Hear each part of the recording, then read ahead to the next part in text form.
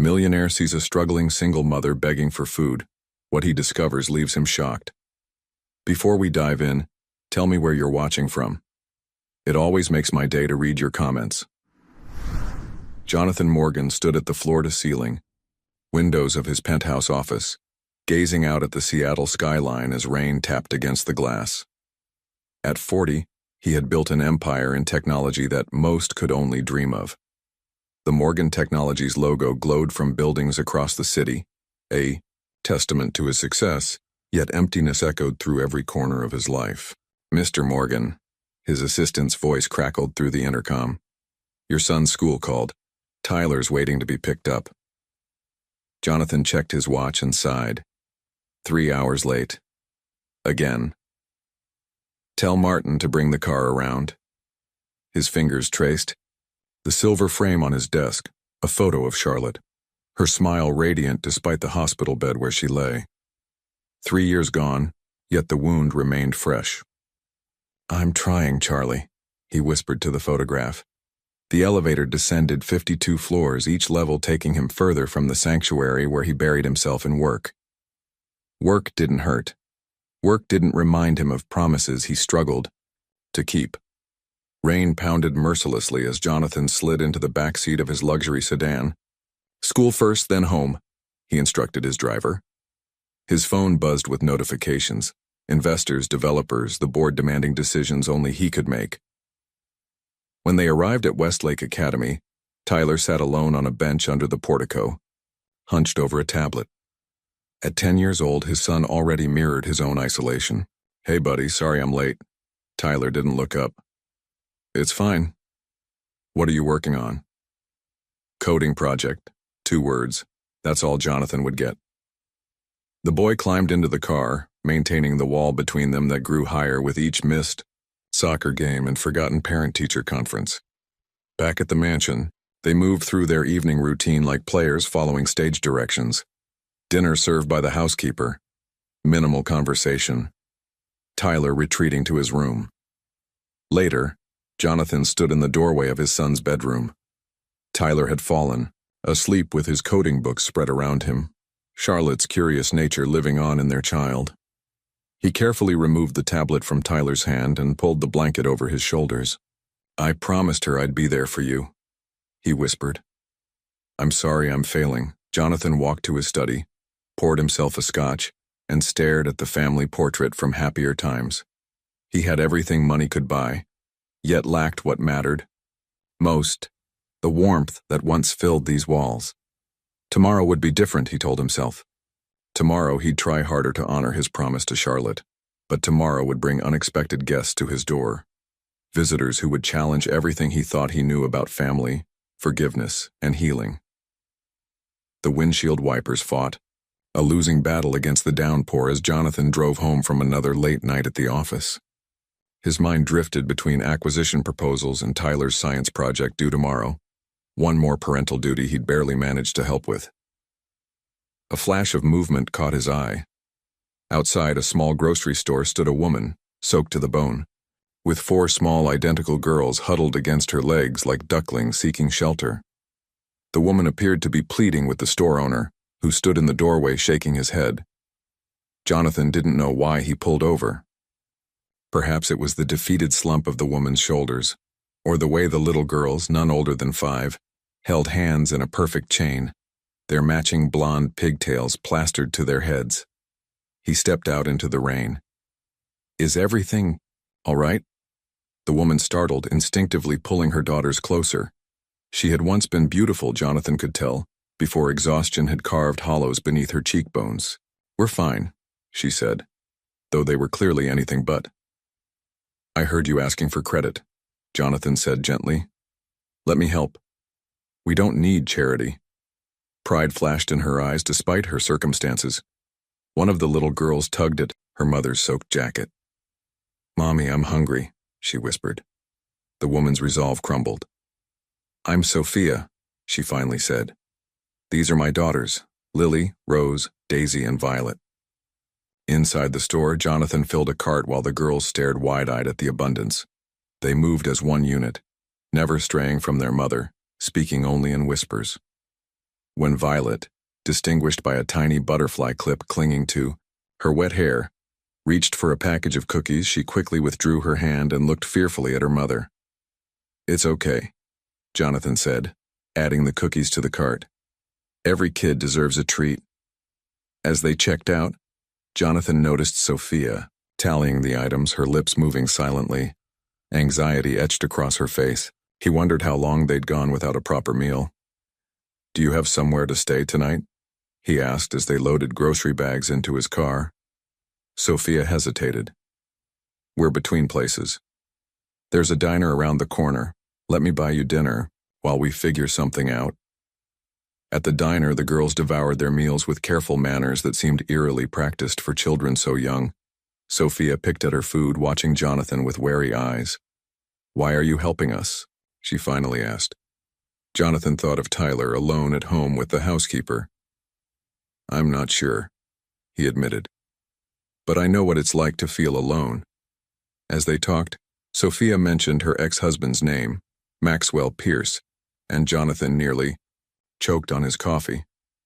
The same Maxwell Pierce who had stolen his patented technology and almost destroyed his company years ago. He studied the exhausted woman and her 4 drowsy daughters.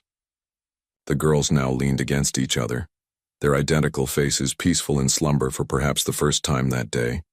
Fate had a strange sense of humor, delivering the family of his enemy to his doorstep. "I have a furnished apartment above my garage," he heard himself saying. "It's yours if you need it, just until you get on your feet." Sophia's eyes filled with tears she refused to shed. "Why would you do that for strangers?" Jonathan watched one of the girls. He thought it was Daisy, curl her tiny fingers around her mother's hand, even in sleep. "Because no one should be alone. In the rain," he said simply. Neither could have imagined how that moment of kindness would change everything. The first night in Jonathan's garage apartment felt surreal to Sophia. After weeks of cheap motels and nights in their car, the clean beds and well-stocked refrigerator seemed like a mirage that might vanish with the morning light. She tucked each of her daughters into bed, their matching faces peaceful in sleep. "We're safe tonight," she whispered, though she didn't quite believe it herself. A soft knock interrupted her thoughts. Jonathan stood in the doorway with a stack of towels and children's pajamas, still bearing price tags. "These might be too big," he said apologetically. "I asked my housekeeper to pick them up." "Thank you," Sophia replied, the words still uncomfortable on her tongue. "For everything." Jonathan lingered awkwardly. "I should mention, my son Tyler is 10. He doesn't know you're here yet. He's not great with change." "Neither are we," Sophia admitted. Later, as the girls slept deeply for the first time in months, Sophia sat at the small kitchen table. The weight of their situation pressed down on her shoulders. She'd fled with only what they could carry, leaving behind a life of material comfort and emotional devastation. Her hand trembled as she opened her worn notebook, flipping through sketches of interior designs, dreams from another lifetime when she'd been Sophia Coleman, rising star in Seattle's design world, before Maxwell Pierce had systematically dismantled her confidence along with her career. A car door slammed outside, startling her. Through the window, she saw a sleek black sedan in the driveway. A tall figure emerged, Maxwell's private investigator. He'd found them already. Fear seized her throat as she frantically gathered their few belongings. They needed to leave immediately. Jonathan's knock froze her mid-motion. "Everything okay?" he asked, noting her panic. "Someone's watching the house," she whispered. Jonathan's expression hardened as he glanced outside. "Marcus, my security chief." He hesitated. "Sophia, I need to ask you something. Your ex-husband, is he Maxwell Pierce of Pierce Innovations?" The blood drained from her face. "You know him. We've had business dealings." Jonathan's voice was carefully controlled. "He stole proprietary technology from my company 7 years ago. Nearly bankrupted me with legal fees during the patent dispute." Sophia sank into a chair. Of all the people in Seattle who could have helped them, they'd landed on Maxwell's greatest business rival's doorstep. "You think I planned this?" she stated flatly. Did you? I didn't even know who you were until you introduced yourself at the grocery store, she said, meeting his gaze directly. Maxwell doesn't share his business enemies with his wife, just his anger about them. Jonathan studied her face. The technology he stole. It was a support system for children with learning disabilities. I developed it after Charlotte, my late wife, was diagnosed with cancer. She was a special education teacher. Sophia closed her eyes. That sounds like Maxwell. He has a talent for taking meaningful things and stripping them of their purpose. The silence between them hummed with shared understanding. What happens now? She finally asked. I understand if you want us to leave. Jonathan looked toward the bedroom where the 4 little girls slept, then back at Sophia. The irony wasn't lost on him, sheltering the family of the man who'd nearly destroyed him. You stay, he said simply. Whatever happened between Maxwell and me has nothing to do with your daughters. He'll come looking eventually. Let him try. As Jonathan left, Sophia returned to the window. The security chief remained in his car, a sentinel against the darkness. For the first time in months, she allowed herself a small measure of hope. In his own bedroom, Jonathan stared at Charlotte's photograph. What would you do? He whispered. The answer came clearly. Charlotte would have already been baking cookies for the girls' breakfast. Downstairs, Tyler sat coding on his tablet, unaware that his orderly world was about to change forever. The next morning arrived with uncomfortable introductions. Tyler, still in his pajamas, froze at the sight of 5 strangers in their kitchen. The quadruplets huddled behind their mother, 4 pairs of identical blue eyes watching him cautiously. Tyler, Jonathan said with forced cheerfulness, these are our guests. They'll be staying in the garage apartment for a while. Tyler's expression remained unreadable. You didn't tell me. It was a sudden decision, Jonathan explained, recognizing his son's displeasure at the disruption of their routine. Sophia stepped forward, professional smile in place. I'm Sophia. These are my daughters, Lily, Rose, Daisy, and Violet. Each girl gave a tiny curtsy as her name was called, a practiced movement that seemed oddly formal for 5-year-olds. We'll stay out of your way, Sophia assured Tyler. Jonathan watched his son retreat behind the emotional wall he'd perfected since Charlotte's death. Tyler, why don't you show the girls your game room? They might like your racing game. Tyler looked at his father as if he'd suggested giving away his inheritance. They're girls, and they're babies. We're 5, Lily, or possibly Rose, corrected. Softly. Not babies. The simple declaration from the normally silent child surprised everyone. 5 is practically grown up, Jonathan said, winking at the girls. I bet you could beat Tyler's level 3 score. A flash of competitive spirit crossed Tyler's face. No way, I hold the record. Mommy doesn't let us play games, Violet whispered. Daddy said they make us loud. An uncomfortable silence filled the kitchen. Jonathan and Sophia exchanged glances, a wordless acknowledgement passing between them about what that statement revealed. Well, Jonathan said brightly, my house has different rules. Being loud is allowed. That afternoon, the tentative sound of children's laughter echoed through the normally silent mansion. Jonathan paused his work call, drawn to the unfamiliar sound. In the game room, Tyler was demonstrating his racing game to the girls who watched with rapt attention. Your turn, he said to Daisy, reluctantly handing over the controller. Daisy held it like it might explode, but her face shone with determination as she navigated the virtual car through the course, tongue tucked between her teeth in concentration. You're not terrible, Tyler conceded when she finished, the highest praise an older boy could offer. In the kitchen, Sophia scrubbed already clean counters. I can earn my keep, she insisted when Jonathan found her. I was a designer before everything. I'm good with my hands. You don't need to clean my house, Jonathan said gently. I need to contribute something. Her voice held a desperate edge. I've taken enough charity. Understanding dawned on Jonathan. My office needs redesigning, he said. The corporate decorator made it look like a funeral home. Maybe you could sketch some ideas? The grateful look in her eyes told him he'd found the right approach. That night, Jonathan watched from the doorway as Tyler, unprompted, helped the quadruplets build a blanket fort in the living room, something he hadn't done since Charlotte died.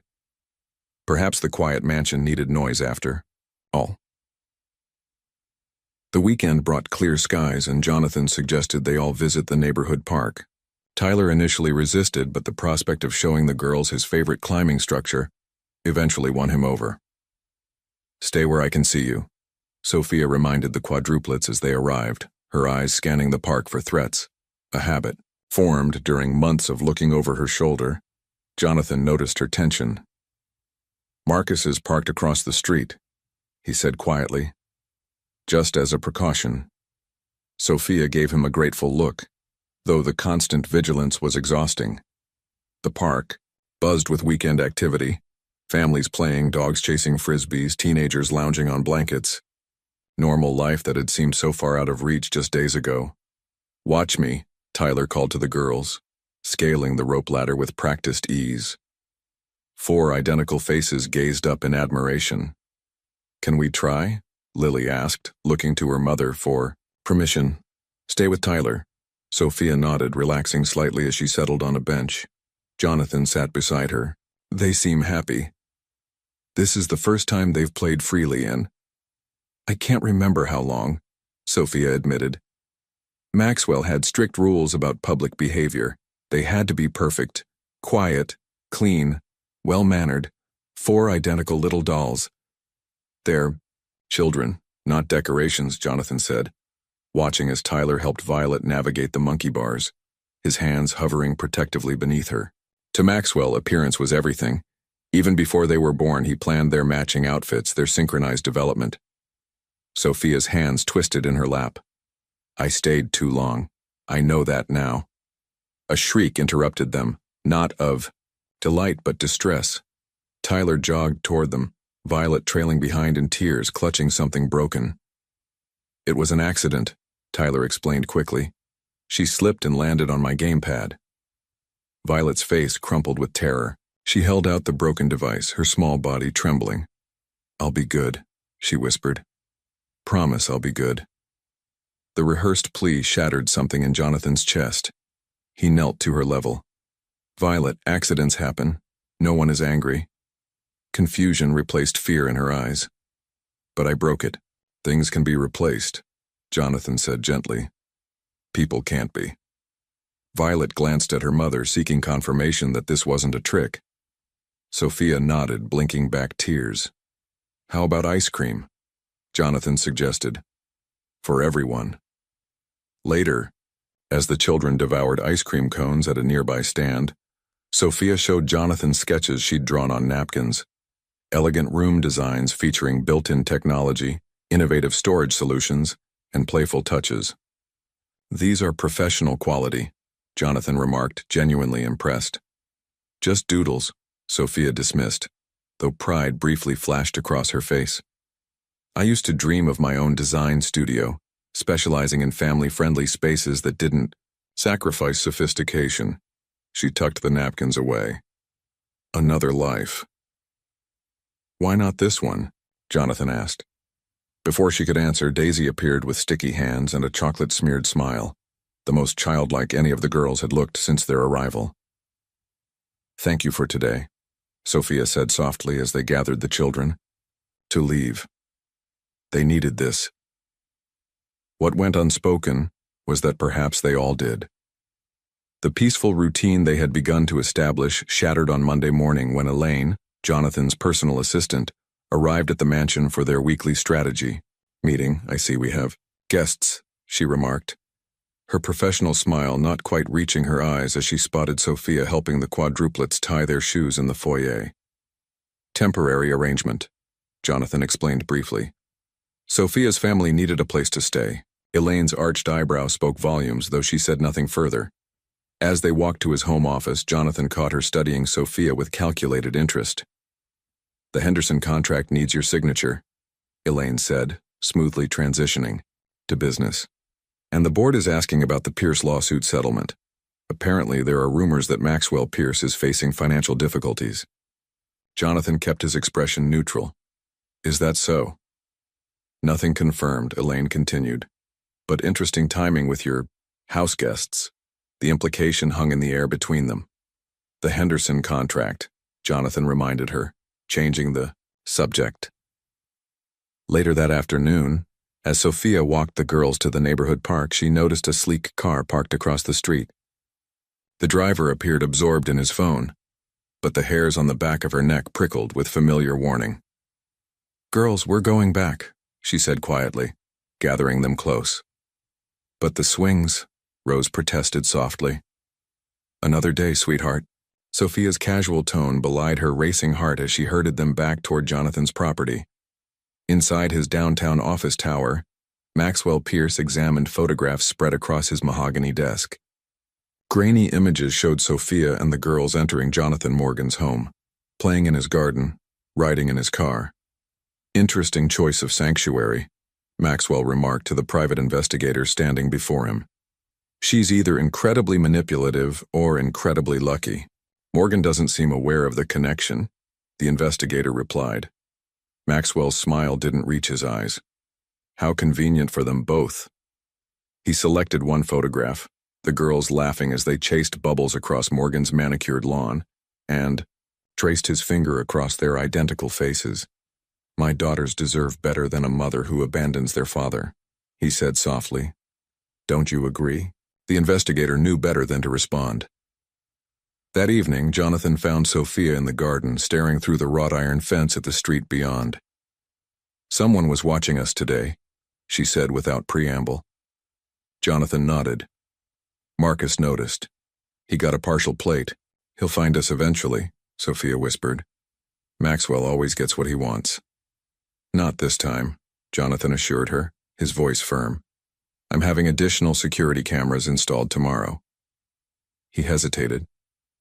"Sophia, how much does Maxwell know about your connection to me?" "Nothing. He kept his business rivalries separate from home life." Her laugh held no humor. "In fact, I'm not even sure he saw me as a person, just another acquisition like his company's."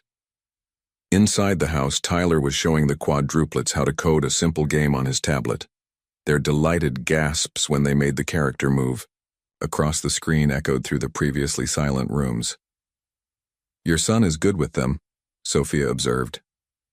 "He's different with them here," Jonathan admitted. "More like the boy he was before Charlotte died."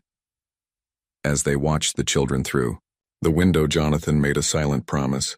Whatever storm Maxwell Pierce was brewing, they would weather it together.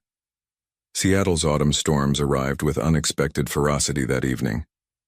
Wind howled through trees, bending branches until they scraped against windows like skeletal fingers. Lightning cracked across the sky, followed by thunder that rattled the foundations of Jonathan's mansion. Tyler sat with the quadruplets in the living room, building an elaborate fortress of cushions and blankets. "It's a storm shelter," he explained seriously, "in case the power goes out." As if summoned by his words, the lights flickered once, twice, then plunged the house into darkness. The girls gasped in unison. "Don't worry," Tyler's voice came through the darkness. "I've got emergency lights in my room." Jonathan fumbled for his phone, activating the flashlight. "I'll check the circuit breakers." In the garage apartment, Sophia stood frozen in the kitchen, knuckles white as she gripped the counter. Her breathing came in short, panicked bursts. As another crack of thunder shook the walls, the beam of Jonathan's flashlight found her there, trembling violently. "Sophia?" His voice seemed to come from far away. "Are you all right?" She couldn't answer. Her mind had transported her back to another storm, another power outage. Maxwell's rage at the interruption to his work, the sound of shattering glass, her daughters crying in the darkness while she stood helpless, paralyzed by fear. Jonathan approached slowly, recognition dawning on his face. "You're having a panic attack," he said gently. "Focus on my voice. You're safe here." He kept talking, his calm tone a lifeline pulling her back to the present. When her breathing finally steadied, embarrassment washed over her. I'm sorry, she whispered. The storms, they trigger memories. No apologies needed, Jonathan said, keeping a respectful distance. After Charlotte died, I couldn't walk past hospitals without having anxiety attacks. Tyler still can't handle the smell of certain medications. His admission of vulnerability created a bridge between them. Maxwell used power outages as an excuse, Sophia confessed, the words tumbling out in the safety of darkness. Said they made him lose control. The girls learned to be invisible during storms. Jonathan remained silent, allowing her to speak years of suppressed truth. He never hit them, she clarified quickly. But they saw things children shouldn't see, heard things. Her voice broke. When I finally decided to leave, he threatened to separate them, send each girl to a different relative if I fought for custody. Said no judge would believe me over him. He was wrong, Jonathan said simply. And I have excellent lawyers. The unexpected offer of alliance hung between them as another flash of lightning illuminated their faces, briefly revealing mutual understanding. We all carry scars, Jonathan said quietly. Charlotte taught me that healing happens when we stop hiding them. From the main house came the sound of childish laughter as Tyler led the quadruplets on a flashlight adventure through darkened hallways. Our children seem braver than we are, Sophia observed. They're resilient, Jonathan agreed. Tyler hasn't laughed like that since before Charlotte's diagnosis. They stood together in comfortable silence, listening to the storm outside and the children's voices within, two broken people finding unexpected strength in shared fragility. When morning dawned, something had shifted between them. Not romance, but something equally powerful. Trust. The morning after the storm brought unexpected visitors. A gentle knock at the front door revealed Dr. Rebecca Chen, the renowned pediatrician who lived 3 houses down, carrying a medical bag. Jonathan, she greeted warmly. Marcus mentioned one of the children might be ill. Jonathan looked puzzled. I don't think... A cry from upstairs interrupted him. Sophia rushed down the stairs, cradling Daisy against her chest. She's burning up, Sophia explained, panic edging her voice. It started an hour ago. Dr. Chen's professional demeanor took over. Let's have a look. In the guest bedroom, the doctor examined Daisy with gentle efficiency while her sisters watched. Anxiously from the doorway, 3 identical worried faces. Just a viral fever, Dr. Chen diagnosed, but we'll want to keep her hydrated. I'll write a prescription for something to manage the fever. As she packed her bag, Dr. Chen spoke casually. My husband and I host a neighborhood dinner every month. You should join us this Friday, all of you. The invitation, so normal in its simplicity, brought unexpected tears to Sophia's eyes. Later that day, Marcus arrived with additional security equipment. The former military officer installed cameras with methodical precision, explaining each component to an attentive Tyler. These motion sensors will alert my phone if anyone approaches the property, Marcus explained, his voice betraying no curiosity about why a wealthy tech CEO suddenly needed enhanced security. When he spotted the quadruplets watching from the window, Marcus gave them a rare smile. I've got 3 daughters myself, he told Jonathan quietly. They deserve to feel safe. The following week brought another addition to their growing circle when Mrs. Harper, the elementary school counselor, requested a meeting after the girls' first day. The quadruplets are remarkably bright, she told Jonathan and Sophia, but they exhibit signs of anxiety when separated, even into different reading groups. Instead of judgment, Mrs. Harper offered solutions. Art therapy has shown excellent results with children processing transition. I could recommend someone, whatever they need, Jonathan agreed without hesitation. Sophia looked at him with quiet gratitude, still unaccustomed to decisions made so easily, without calculation or cost weighed against worth. That evening, as Jonathan worked in his home office, Tyler appeared in the doorway. Dad, can we convert the guest house into an art studio for the girls? Mrs. Harper said they need a creative space. The boys' usual reticence had given way to purpose. I could help build tables. Jonathan studied his son, the same boy who had once guarded his personal space with fierce determination, now willingly surrendering territory to four little girls who had become inexplicably important to him. "That's a great idea," Jonathan said, throat suddenly tight with emotion. "We'll start this weekend." Gradually, without formal acknowledgement, a protective circle formed around their unconventional household. Dr. Chen brought children's vitamins and invitations. Marcus extended his security perimeter without being asked. Mrs. Harper shared resources and gentle guidance. Jonathan's housekeeper, initially skeptical, now baked extra cookies whenever the girls visited the main house. For Sophia, who had systematically been isolated from friends and support by Maxwell, this spontaneous community felt like a miracle. Ordinary people extending ordinary kindness that was, in its way, extraordinary. For Jonathan, who had retreated into solitude, after Charlotte's death, these new connections pulled him reluctantly back into the world of the living. For the children, it simply felt like home. The storm that had been brewing finally broke with devastating precision. One moment they were celebrating the quadruplets' 6th birthday in the garden, balloons dancing in the breeze, a homemade cake with 4 identical candles waiting to be lit. And the next, chaos descended. It began with a phone call. Jonathan's face darkened as he listened, stepping away from the festivities. When he returned, his expression was carefully composed, but Sophia recognized the tension in his jaw. "What is it?" she asked quietly, while the children played a game with Tyler. "Maxwell has filed emergency custody petitions claiming parental alienation," Jonathan explained in a low voice. "And somehow the press got an anonymous tip about a wealthy tech CEO harboring the estranged wife and children of his business rival." Sophia's blood ran cold. "He's coming for us." "We knew he would eventually." Jonathan squeezed her hand reassuringly. "My legal team is already responding." What neither anticipated was how swiftly and comprehensively Maxwell would strike. By evening, vicious headlines questioned Jonathan's motives for housing his rival's family. Business publications hinted at industrial espionage.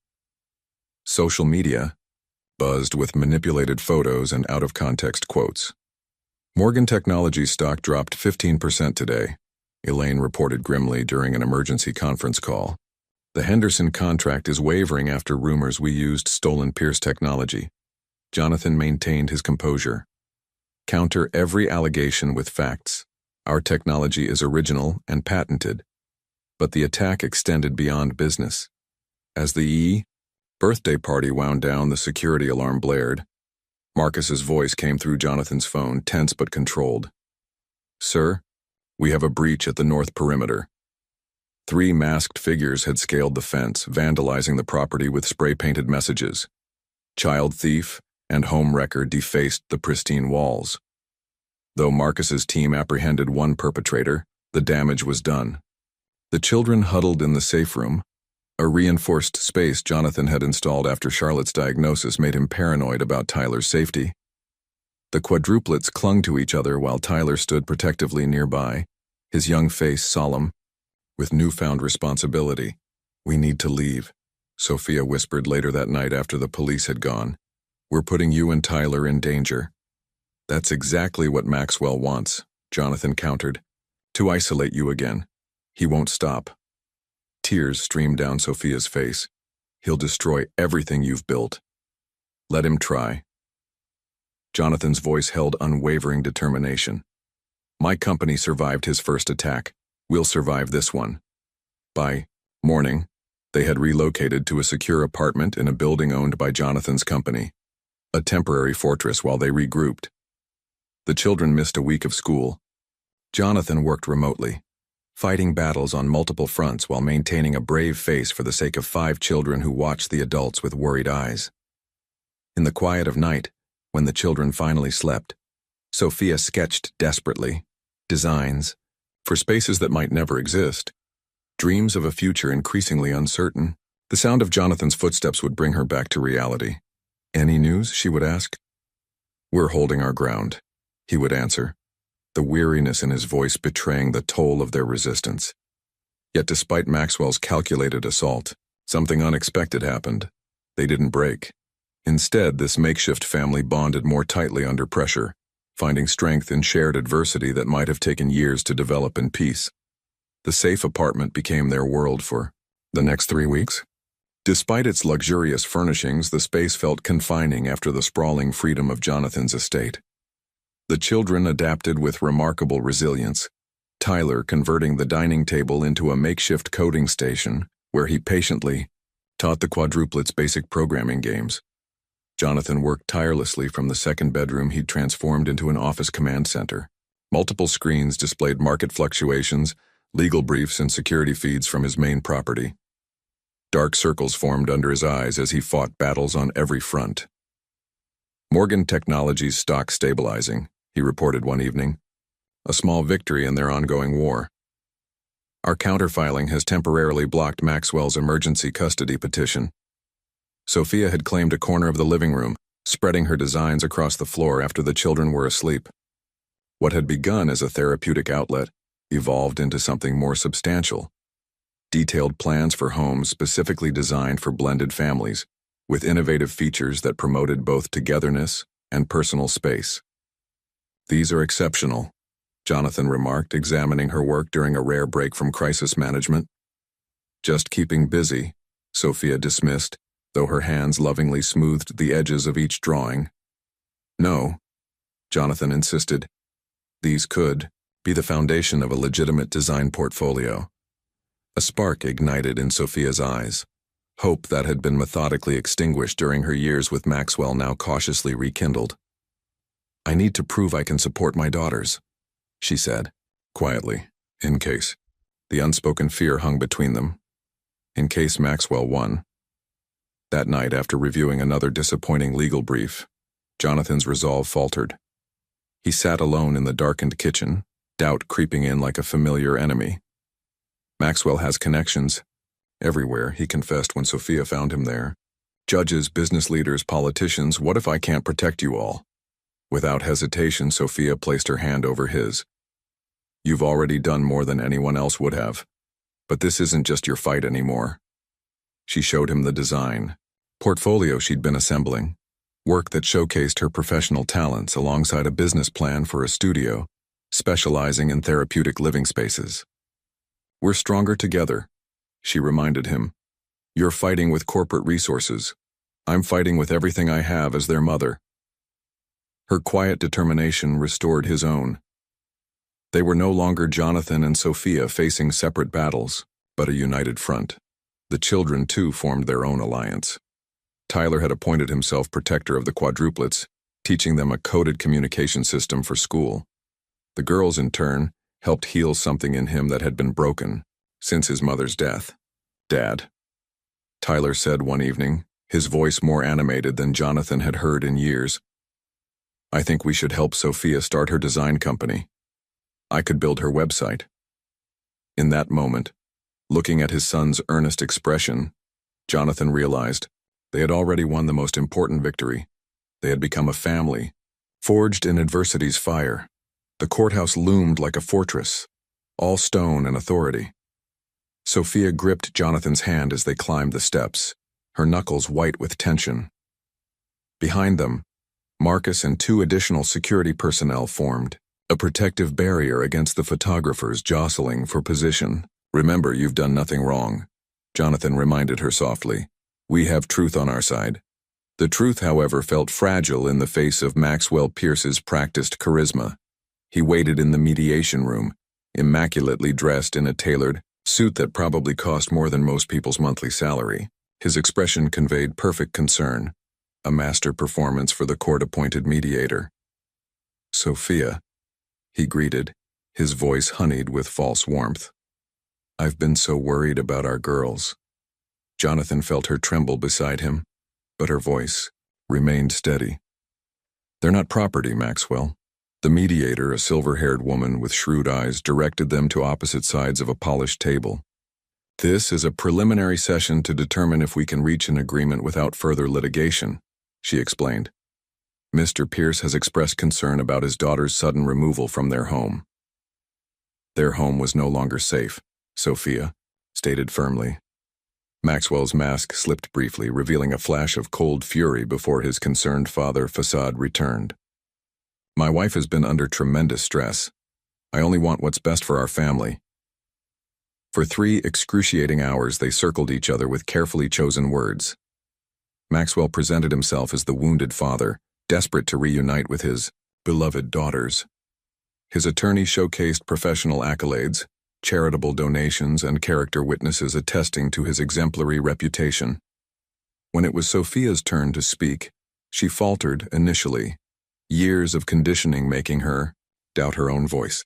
Then she felt Jonathan's steady presence beside her and something shifted. I stayed silent for 6 years, she began. I believed Maxwell when he said no one would believe me over him. I believed him when he said he would separate our daughters if I tried to leave. Her voice grew stronger with each word. I am no longer that woman. The tide turned further during the supervised visitation with the girls.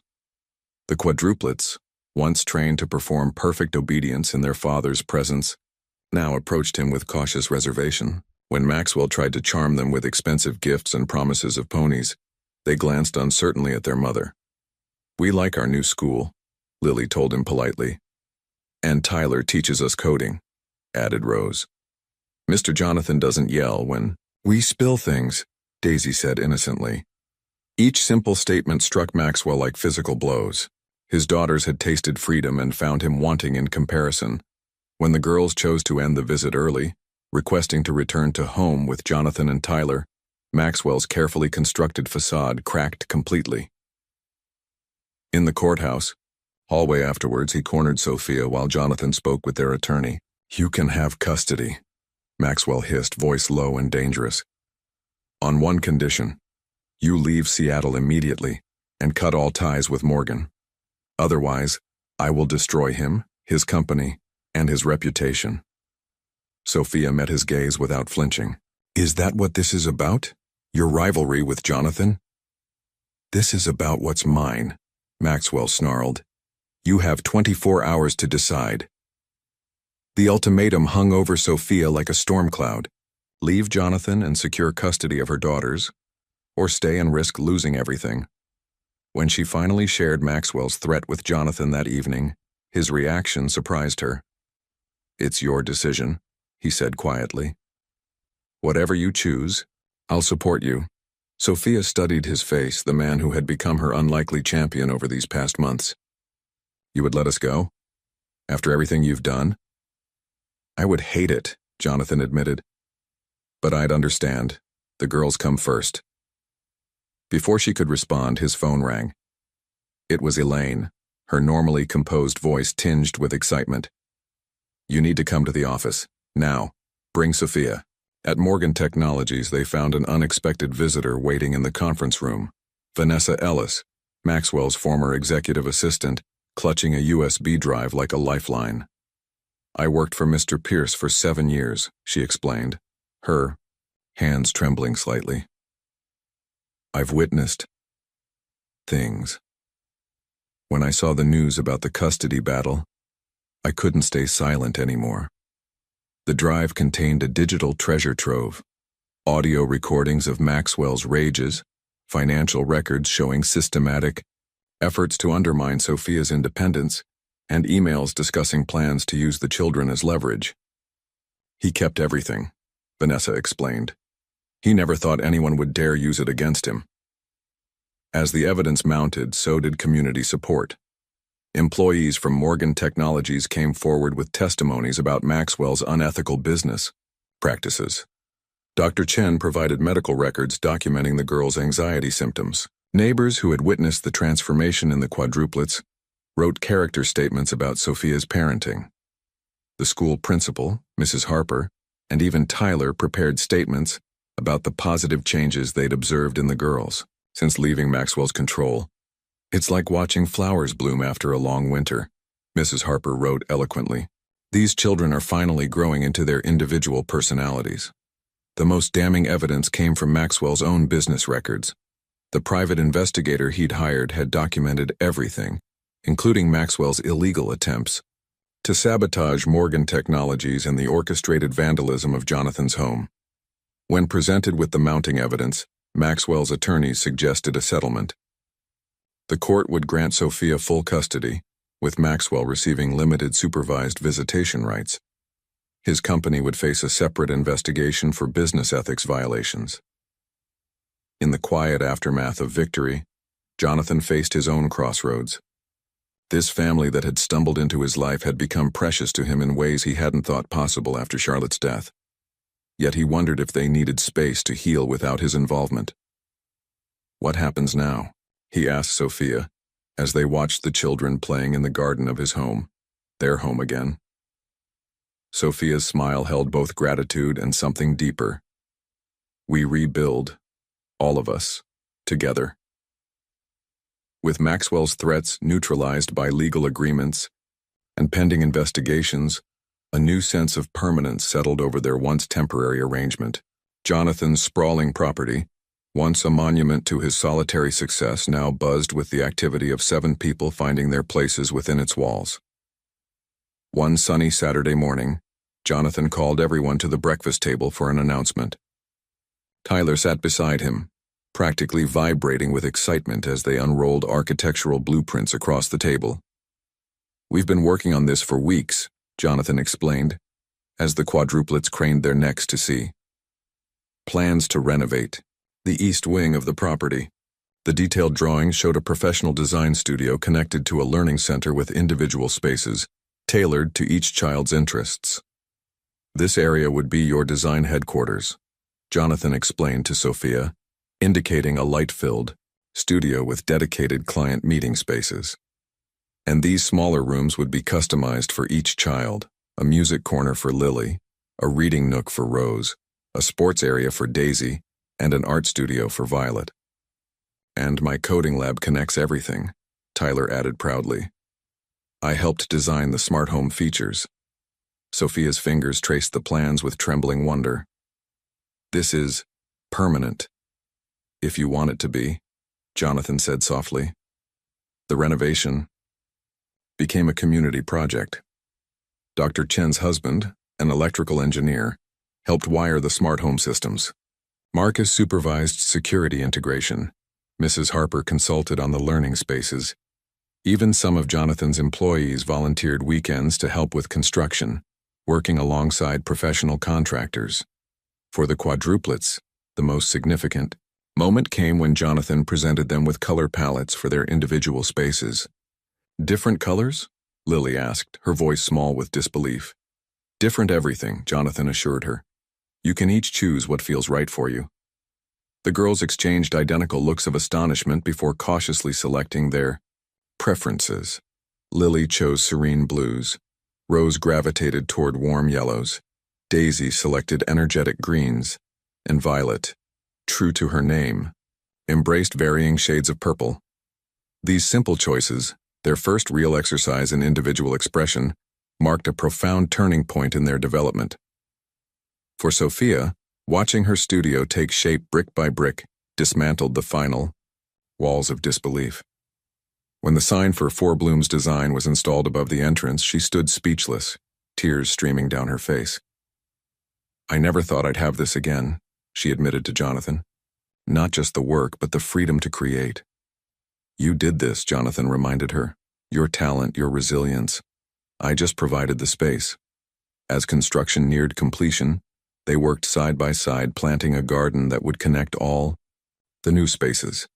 Jonathan digging holes while Sophia directed placement. The children racing around with watering cans and packets of seeds. In the warm afternoon light, covered in dirt and laughing, they looked like what they had become, a family pieced together from broken parts, stronger at the mended places. A year after Sophia and her daughters had first arrived on that rainy night, Jonathan organized a special ceremony. The morning dawned crisp and clear, perfect for the occasion he had planned as a surprise for their newly blended family. As breakfast concluded, Jonathan looked around the table at the faces that had become his world. "Everyone, I have something to show you outside." Tyler, now 11 and growing taller by the day, led the quadruplets with the comfortable familiarity of an older brother. The girls, once indistinguishable in their identical clothing and careful mannerisms, now moved with individual confidence. Lily carried her violin case everywhere. Rose rarely appeared without a book tucked under her arm. Daisy wore athletic clothes at every opportunity, and Violet's fingers were perpetually stained with paint. Sophia walked beside Jonathan, her hand naturally finding his as they followed the children into the garden. The transformation in her over the past year was remarkable. Her design business was flourishing, specializing in adaptive spaces for children with special needs. The haunted look that had once shadowed her eyes had been replaced by quiet confidence. Near Sur, the newly landscaped area behind the remodeled East Wing, a landscaping crew stood waiting. Beside them were 5 young cherry trees and 1 larger, more mature specimen, their root balls carefully wrapped. "What's all this?" Sophia asked, genuine surprise in her voice. Jonathan's eyes held hers with tender significance. "These are Yoshino cherry trees. They're known for their resilience and beauty." He gestured to the 5 smaller saplings, 1 for each child, to grow alongside them. The children gathered around, examining their trees with curiosity. "And the big one?" Tyler asked, pointing to the mature tree. "That one," Jonathan said, his voice softening, "represents our family, all of us together." The landscapers helped each child plant their tree, explaining how to pat the soil gently around the roots. Sophia watched with glistening eyes as her daughters, once so timid and frightened, confidently dug their hands into the earth, laughing when they got dirt on their clothes instead of panicking about punishment. When all 6 trees were planted, in a graceful circle, Jonathan brought out a small wooden chest with a hinged lid. "In Japan, there's a tradition of burying treasures beneath family trees," he explained, though he was improvising this ritual for their unique circumstances. "Each of us will place something special inside, something that represents what this family means to us." Jonathan went first, placing inside the box the first design sketch Sophia had ever drawn for him, a simple napkin rendering of what would become her studio. Sophia added a handcrafted bracelet, Tyler's first awkward attempt at jewelry making that he'd gifted her on her birthday. Tyler contributed a thumb drive. "It has the first game the girls and I programmed together," he explained. Each of the quadruplets added their own token. Lily placed a pressed flower from their first visit to the park. Rose contributed a page from her favorite storybook. Daisy added a small soccer medallion, and Violet included a watercolor miniature she'd painted of all of them together. The final item Jonathan placed in the box caught everyone by surprise, a simple gold band. "This isn't a proposal," he clarified quickly, seeing Sophia's startled expression. "Not yet. It's a promise that whatever happens, whatever the future holds, we're connected now, a family by choice, not just circumstance." As they buried the chest beneath the central tree, Jonathan looked at the faces surrounding him. Tyler stood tall and protective beside the quadruplets, no longer the isolated, grieving boy he'd been. The girls, once identical copies molded by fear, now bloomed with distinct personalities. And Sophia, strong, resilient Sophia, watched it all with peaceful contentment that had once seemed impossible. "Let's make a promise," Jonathan suggested. "Every year we'll gather here to see how our trees have grown, and to remember how far we've come." "And add new treasures?" Rose asked, always thinking of stories and their continuations. "Absolutely," Jonathan agreed. "Our story is just beginning." As the children raced off to play, Sophia remained beside Jonathan, both watching the newly planted trees sway gently in the breeze. "You know," she said softly, "a year ago I couldn't imagine a future. Now I can't imagine one without all of this. Without you." Jonathan's hand found hers, their fingers intertwining like roots seeking strength and connection. No words were needed in that moment, just the silent understanding of 2 people who had found each other in the midst of their broken pieces and created something whole. Above them, the spring sun filtered through newly budding branches, casting dappled light patterns that seemed to dance with promise across the garden they had built together. As seasons changed and another spring arrived, the cherry trees they had planted blossomed in elegant synchronicity.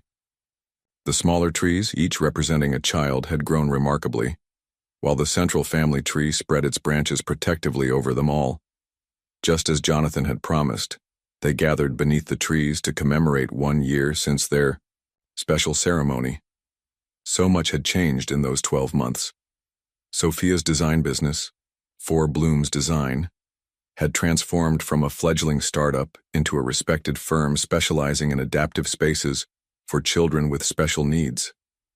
Her innovative approach, incorporating technology from Morgan Technologies, created environments that helped children thrive despite physical or developmental challenges. Jonathan had shifted his company's focus as well, developing a line of educational technology inspired by watching Tyler teach the quadruplets. Their collaboration had breathed new purpose into Morgan Technologies, connecting Jonathan's business success with something more meaningful than profit margins. The girls, now 7, had blossomed as distinctly as the flowers they were named for. Lily had discovered a remarkable talent for music, her small fingers dancing across violin strings with natural grace that brought tears to listeners' eyes. Rose had advanced 2 grade levels in reading, devouring books with insatiable curiosity, and starting to write her own stories. Daisy had joined a youth soccer league, her boundless energy finding perfect expression on the field. Violet's artwork now adorned walls throughout their home, her unique perspective capturing emotions that belied her young age. Tyler, at 12, had grown taller than Sophia, his awkward pre-teen frame hinting at the young man he would become. No longer the withdrawn, grieving child of before, he had found his voice as the protective older brother the quadruplets adored. His coding projects now included adaptive technology for children with disabilities, inspired by his mother's work and his new sister's boundless imagination. As the family gathered beneath the trees surrounded by close friends who had become extended family, Dr. Chen and her husband, Marcus and his daughters, Mrs. Harper and Elaine, Jonathan cleared his throat nervously. "Last year we buried treasures beneath this tree," he began, his eyes finding Sophia's, including a ring that represented a promise, not yet a proposal, but a possibility. Quiet anticipation settled over the gathering as Jonathan took Sophia's hand. "Today it is a proposal," he said simply. From his pocket he withdrew a small velvet box containing a ring with 5 small gemstones surrounding a larger central diamond. 5 stones, 1 for each of our children, surrounding us. Sophia's eyes filled with tears as their audience held collective breath. They had built something precious together. Not just a relationship, but a true family, forged through adversity and strengthened by choice. "We didn't choose how our paths crossed," Jonathan continued, "but we choose now to walk together, not because we need each other for safety or security anymore, but because life is infinitely better when we share it." "Yes," Sophia whispered, her voice steady and sure. "Our answer is yes." Cheers erupted around them as the children rushed forward, enveloping them in a group embrace. Tyler, usually careful about displaying emotion, hugged his father fiercely. The quadruplets danced around them, their individual personalities shining through their shared joy. Lily twirling elegantly, Rose reciting impromptu poetry, Daisy leaping athletically, and Violet already planning the wedding decorations. Later, as friends departed and evening settled over their home, the family gathered in what had once been Jonathan's lonely living room. The space, like everything else, had transformed. Children's artwork hanging alongside elegant design sketches, toys mingling with technology prototypes, evidence of 7 interconnected lives filling every corner. In the soft lamplight, Jonathan watched Tyler help the girls build yet another blanket fort, a tradition that had survived from their earliest days together. Their laughter echoed through rooms once haunted by silence and grief. Sophia joined him, fitting naturally against his side. "Did you ever imagine this?" she asked quietly. "When you stopped to help us that rainy night?" Jonathan thought of Charlotte, whose memory remained honored in their home. He believed she would have approved of the family they had created, different from what he had lost but beautiful in its own right. "No," he admitted. "But that's the best part of second chances.